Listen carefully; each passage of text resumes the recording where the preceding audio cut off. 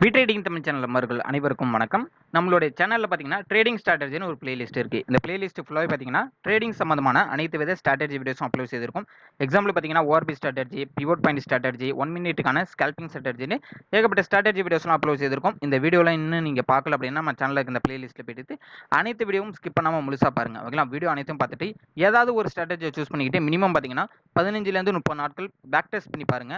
Paper ட்ரேடிங்ல execute பண்ணி பார்த்துட்டு நீங்கள் டேரெக்டாக ட்ரேடிங்கில் எக்ஸிக்யூட் பண்ணுறதுக்கு முன்னாடி உங்களோட ஃபினான்ஷியல் அட்வைசர் மற்றும் செபி இன்வெஸ்ட்மெண்ட் ரிஜிஸ்டர் பண்ணவங்கள்ட்ட வந்து ஆலோசனை பண்ணிக்கிட்டு அதுக்கப்புறம் நீங்கள் வந்து இன்வெஸ்ட் பண்ணுறது பெட்டர். ஓகேங்களா? நம்மளுடைய டெலகிராம் குரூப்போட நேம் பார்த்தீங்கன்னா வி ட்ரேடிங் தமிழ். லிங்க் நான் டிஸ்கிரிப்ஷனில் தந்துடுறேன். 3900க்கும் மேற்பட்ட ஃபாலோவர்ஸ் வந்து இதில் இருக்காங்க. மார்க்கெட் ஹவர்ஸில் மார்க்கெட் அப்டேட்ஸ் எக்ஸாம்பிள் பார்த்தீங்கன்னா support and resistance, pivot point, break out towel எல்லாமே மார்க்கெட் ஹவர்ஸில் ஃப்ரீயாகவே ப்ரொவைட் பண்ணிட்டு இருக்கோம். உங்களுக்கு ஒரு மார்க்கெட் ஹவர்ஸில் ஒரு கைடன்ஸ் வேணும்னு நினச்சிங்கன்னா நம்மளோட டெலகிராம் குரூப்பில் ஜாயின் பண்ணிக்கிங்க. அது மட்டும் இல்லை ஃப்ரீ டிமேட் அக்கௌண்ட் ஓப்பன் பண்ணுறதுக்கான லிங்க் நான் டிஸ்கிரிப்ஷனில் தரேன். ரொம்பவே லோ ப்ரோக்கரேஜில் வந்து அவங்க வந்து புரோக்கர் வந்து தந்துகிட்டு இருக்காங்க. ஸோ நல்லாவே வந்து பிகினர் லெவலில் இருக்கிறவங்களும் ரொம்பவே ஹெல்ப்ஃபுல்லாக இருக்கும். அதனால் வந்து 15 மினிட்ல அக்கௌண்ட் ஓப்பன் பண்ணி தராங்க. ஸோ லிங்க்கை நான் டிஸ்கிரிப்ஷனில் தரேன். விருப்பப்படுறவங்க வந்து ஓப்பன் பண்ணி வச்சுங்க.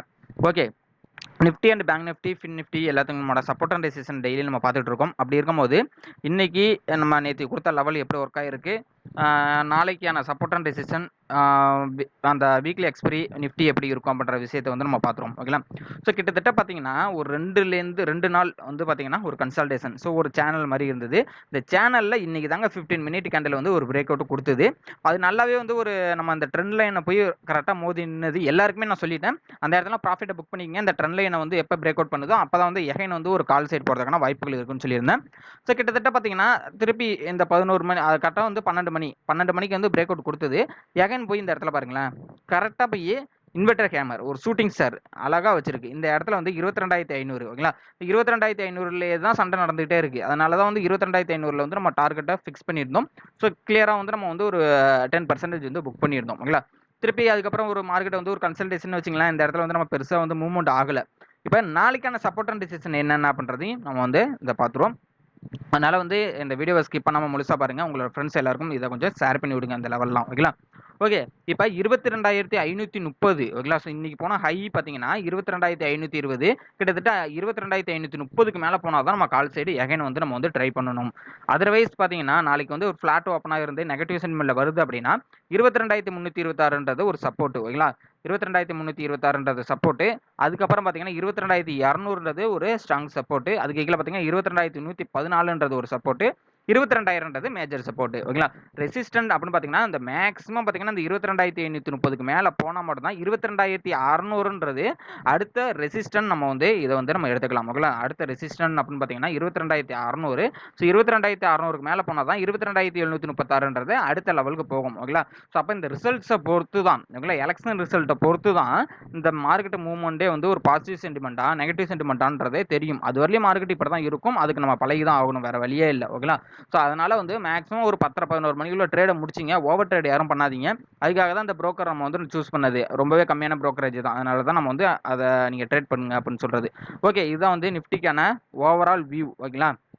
இப்படி தான் இருக்கும், இப்படி தான் இருக்க போகுது. அதனால் வந்து கொஞ்சம் சேஃபாக 11 மணிக்குள்ளே ட்ரேடை முடிச்சிங்க. இப்போ நிஃப்டிக்கான ஓப்பன் இன்ட்ரெஸ்ட் பார்த்தீங்கன்னா 22,500ல் வந்து ஸ்ட்ராங்காக வந்து நம்மளுக்கு வந்து இப்போ என்ன பண்ணிட்டு இருக்கு, ரெசிஸ்டன்ட் கிரியேட் ஆகிட்டு இருக்கு. அப்போ 22,500க்கு மேலே போணுச்சுன்னா ரெசிஸ்டன்ட், அதேமாதிரி 22,500க்கு கீழே போணுச்சுன்னா சப்போர்ட். இப்படி தான் ஓப்பன் இன்ட்ரெஸ்ட் 3 நாளாகவே இதாகிட்டு இருக்கு. ஓகேங்களா? அதனால் பெரிய லெவலில் வந்து ஓப்பன் இன்ட்ரெஸ்ட் ஒன்றும் இல்லை. 22,500ன்ற ஒரு மேஜர் லெவல் மட்டும்தான் வந்து ஓப்பன் இன்ட்ரெஸ்ட்டாக வந்து காமிச்சிட்டு இருக்கு. அதனால் வந்து நாளைக்கு நம்ம 22,500க்கு மேலே, அது 530க்கு மேலே போனால் மட்டும் தான் நம்ம கால் சைட் போகணும். ஓகே, பேங்க் நிஃப்டி பார்த்துருவோம். ஸோ பேங்க் நிஃப்டி அப்படின்னு பார்த்தீங்கன்னா இன்னைக்கு நிஃப்டி எப்படி இருந்த ஒரு லெவல் வந்து 22,500ன்ற லெவலோ அதே மாதிரி இந்த இடத்துல 47,500ன்ற லெவலில் வந்து நம்மளுக்கு வந்து நின்றுகிட்டு இருந்தது. கிட்டத்தட்ட நேற்று நான் ஒரு கன்சல்டேஷன் ஜோன் ஒன்று சொல்லியிருந்தேன். அந்த ஜோனுக்குள்ளே தான் மார்க்கெட் வந்து நிற்கிது பாருங்க பேங்க் நிஃப்டிக்கு. அப்போ வந்து பெரிய லெவல்லாம் வந்து இன்னைக்கு பார்த்தீங்கன்னா பிரேக் அவுட் பண்ண மாதிரி போயிட்டு திருப்பி இந்த இடத்துல ரீட்ரெஸ் பண்ணுற வர்ற மாதிரி வந்தாங்க. திருப்பி நம்மளோட ரெசிஸ்டன்ட் பாருங்களேன், கரெக்டாக போய் ரெசிஸ்டன் 530 அந்த ரேஞ்சு கிட்ட 35 கிட்ட ரெசிஸ்டன்ட் எடுத்துட்டு அந்த இடத்துல தான் மார்க்கெட் வந்து கன்சல்டேஷன் இருக்கு.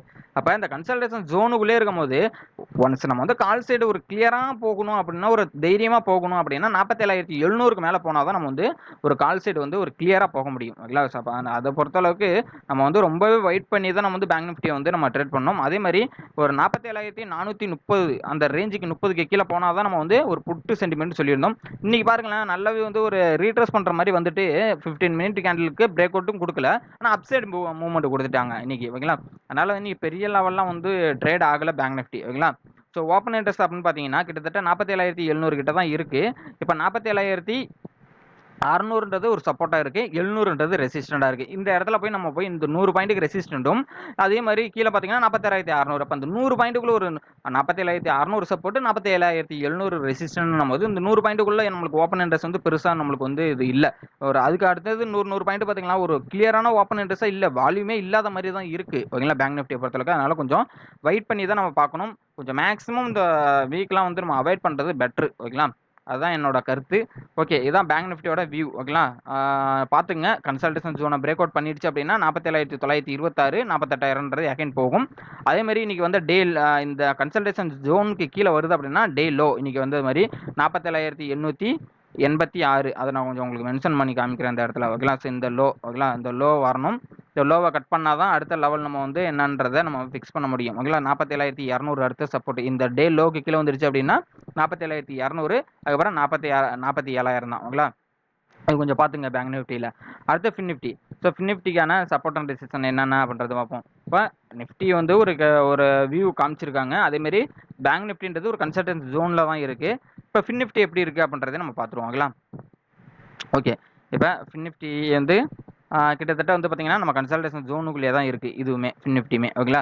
இப்போ பாருங்களேன், நல்லாவே ஒரு ஒரு பேங்க் நிஃப்டி எப்படி வந்து கன்சல்டேஷன் ஜோனுக்குள்ளேயே இருந்ததோ, அதே மாரி இந்த இடத்துல இருக்குது. கொஞ்சம் வந்து பிரேக் அவுட் பண்ண மாரி காமிச்சிருக்காங்க இந்த இடத்துல. ஓகேங்களா? அப்போ வந்து பெரிய லெவல்லாம் வந்து மார்க்கெட்ட வந்து நம்ம வந்து இதில் ட்ரேட் ஆகிட்டு இருக்கு அப்படின்லாம் சொல்ல முடியாது. ஃபின் நிஃப்டியுமே வந்து கன்சல்டேஷன் ஜோனில் தான் இருக்குது. அப்போ கொஞ்சம் இனிமேல் நம்ம என்ன பண்ணணும், அந்த கன்சல்டேஷன் ஜோனை வந்து இனிமேல் நான் இப்படி மாற்றிப்பேன். ஓகேங்களா? அவ்வளோதான். இதை தாண்டி நம்ம என்ன பண்ணுறது, அவ்வளோதான். இனிமேல் நம்ம வந்து இந்த கன்சிடரேஷன் ஜோனை வந்து இதை தான் நம்ம கன்சிடர் பண்ணிக்கணும். ஓகேங்களா? இந்த இடமா மாற்றிக்க வேண்டியதான் இப்போ ரெசிஸ்டண்ட்டாக. இன்றைக்கி வந்து டே ஹையை வந்து ரெசிஸ்டண்ட்டாக மாற்றிக்கணும்.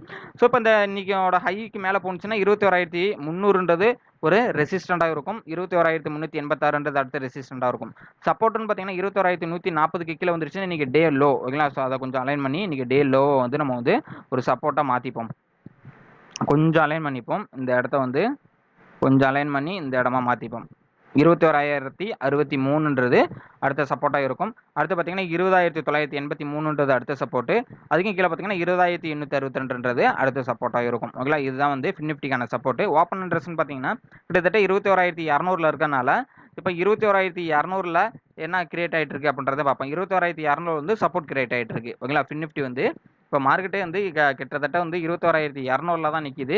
அதே மாதிரி ஓப்பன் இன்ட்ரெஸ்ட்னு பார்த்தீங்கன்னா 21,200ல வந்து ஒரு சப்போர்ட் கிரியேட் ஆகிட்டு இருக்கு ஃபின் நிஃப்டி. அதுக்கு மேலே போகுது அப்படின்னா 21,300ன்றது அடுத்த ரெசிஸ்டன்ட். இந்த இடத்துல பாருங்களேன், 250ன்றது ரெசிஸ்டன்ட், 200ன்றது சப்போர்ட். சேஞ்சின் வேல்யூவில் பார்த்தீங்கன்னா 200ன்றது ரெசிஸ்டன்ட். அப்போ இந்த 200ன்றது நாளைக்கு வந்து ஒரு ஃபைட்டிங் ஏரியாவாக இருக்கும் ஃபின் நிஃப்டிக்கு. ஓகேங்களா? இப்போ இந்த 200க்கு மேலே போணுச்சுன்னா 260, அதுக்கு மேலே போனால் தான் 300. ஓகேங்களா? ஓகே. அடுத்தது மிட் கேப் பார்ப்போம். Nifty mid cap.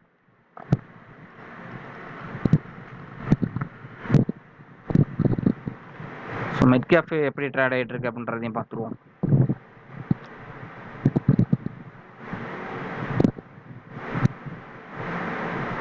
ஓகே. இன்றைக்கி வந்து மிட் கேப் வந்து எப்படி ட்ரேட் ஆகிருக்குன்னா நம்மளோட ரெசிஸ்டன்ட் தான் கிட்டத்தட்ட. ஓகேங்களா?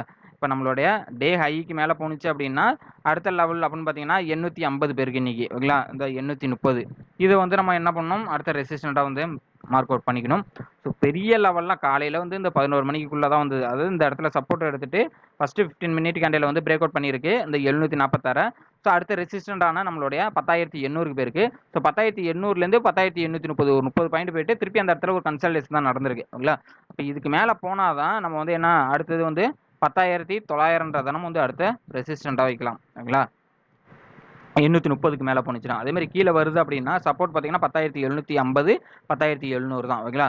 அப்போ இதில் வந்து நம்மளுக்கு ஓப்பன் இன்ட்ரெஸ்ட் எப்படி இருக்குது அப்படின்றதையும் நம்ம செக் பண்ணி பார்ப்போம். Mid cap Nifty.